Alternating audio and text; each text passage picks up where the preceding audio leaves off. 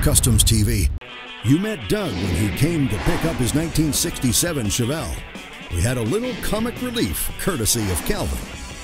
Jim dropped in with his satellite. As promised, JF brought us up to speed on the Riviera project. We took you to see Lee at his shop where he revealed the amazing job he did on Bob's 51 Dodge.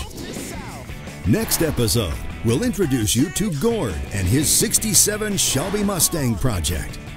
We'll also join JF and Kristen at the Cactus Jalopies 5th Desert Beach Cruise right here in Osoyoos, BC. You'll see some nice cars, you'll see some fast cars, and you'll come along for a ride you won't soon forget.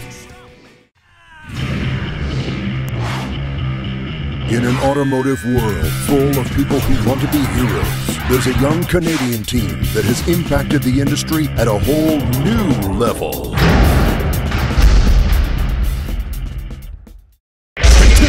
We'll be right back. This episode is sponsored by Lordco, Flowmaster, Canadian Hot Rod Magazine, A&W, Curtis Speed Wheels. You're watching JFKustomsTV.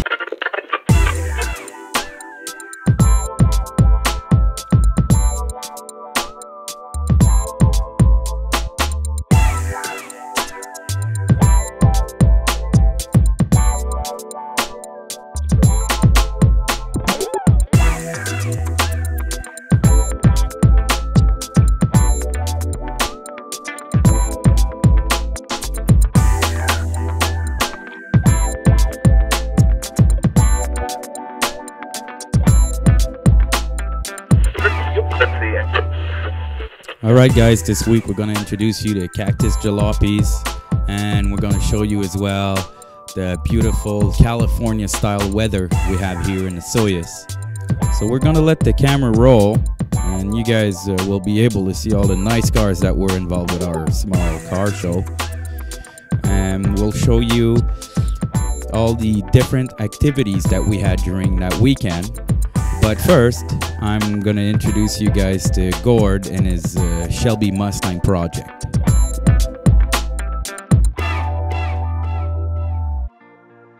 So one of the most exciting builds we have here, guys, is this 67 GT500 Shelby Mustang.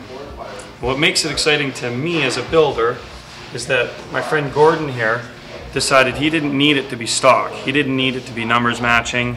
It is what it is. It's a heritage car that will always be remembered as a Shelby, as an icon, but he's letting us refine the car to an extent that's never been done before.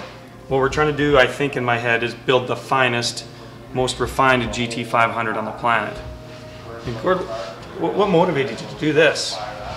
Well, I wanted to bring something up that was not stock, a little more unique, and something that was a couple notches higher than what I could bring it to, and I think I brought it to the right guy, JF Customs. But with some of that, you must have had some details already in your head.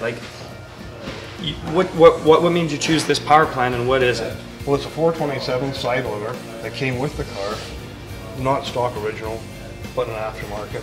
I brought you all the total control suspension to put in it, to bring it up to modern standards. I just wanted something that would handle like a newer car, but have the looks of the older car, and that's where I think we're headed, is something that is fun to drive, but yet up to today's standards. To get it straight, guys, what we're trying to do here is have a complete show car that holds on to the heritage of where it came from, and yet it's going to perform, probably outperform some of your modern day race cars. So together, Gord, why don't we point out to these guys some of the stuff that you and I think is important, some of the changes we've made that make it significant enough that this car will be noticed and this car will stand alone. Well, you know, JF, a lot of the stuff we had to do to make it a drivable car, we had to put a 5-speed in it to gear it up with low gear ratio. We had to put total control, front suspension, rear suspension. We had to put a Be Cool rad in it to keep it cool. There's a lot of stuff that you have to do to make it up to a drivable today's car. And beyond the drivetrain, what we feel is going to make this car unique and going to stand up above any other car in a crowd is the refinement we're doing. The underside of the hood, rather than being fiberglass fibers, is fully finished. The inside of the nose cone so that when the judges look up with their little flashlights, they're not going to see any fiberglass fibers there either. It's fully finished, fully painted, block sanded and polished. All the engine bay has been refined so that what we have is an engine that sort of sits there as really the key and centerpiece to the engine bay. There'll be no deterrence, there'll be no flashy stuff, that big fasteners, all sorts of stuff like that. The wiring's completely hidden. We're going to try to run all the brake lines internal to the car, so you only see a short section right before it goes to the caliper. Same thing with the rear brakes.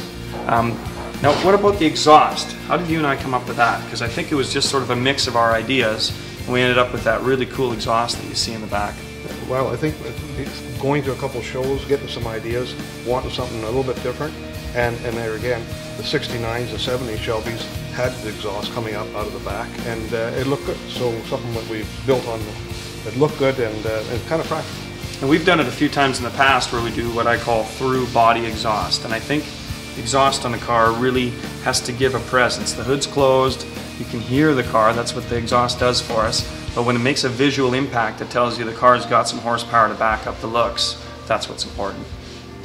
So the claim to build the finest 67 Shelby in the world is a big one. I think we got some big kahunas to even call that.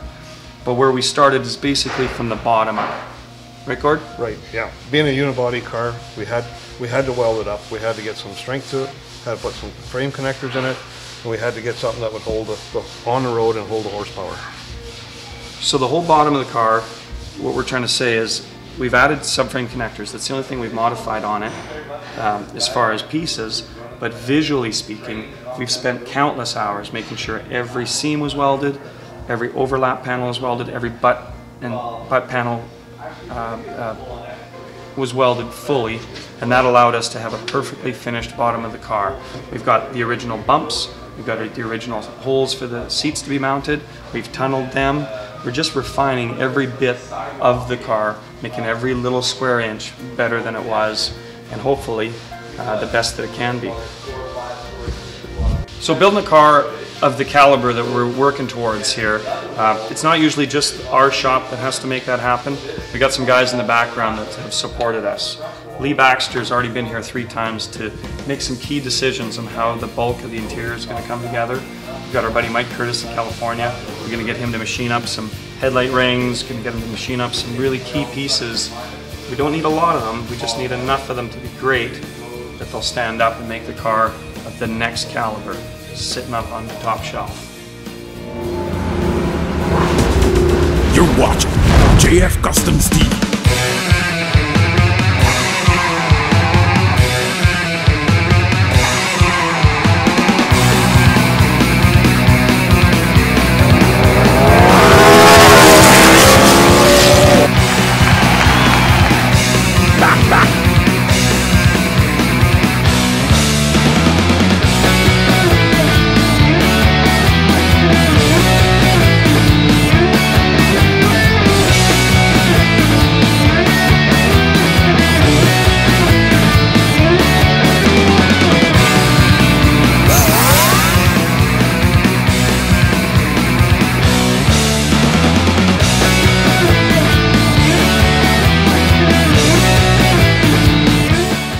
Guys, this is it for this episode. As you can see, everybody gathered at the viewpoint in Osoyoos. The whole crew is going to Ken's place to continue the party. We're going to follow that in the next episode.